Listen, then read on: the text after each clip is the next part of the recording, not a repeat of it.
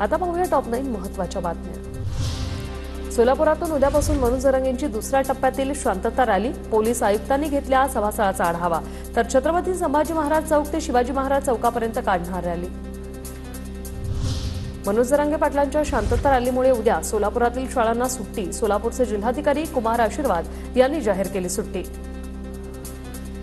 पुण्यात 24 ऑगस्टला संविधान सन्मान सभेचं आयोजन।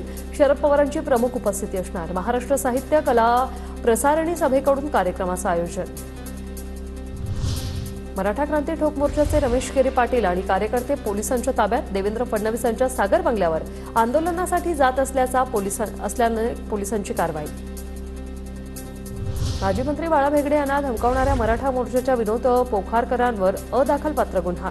बाळा भेगडेंकडून तळेगाव पोलिसात तक्रार। भेगडेंनी जरांगेंविरोधात वक्तव्य केल्यानं फोनवरून दिली होती धमकी।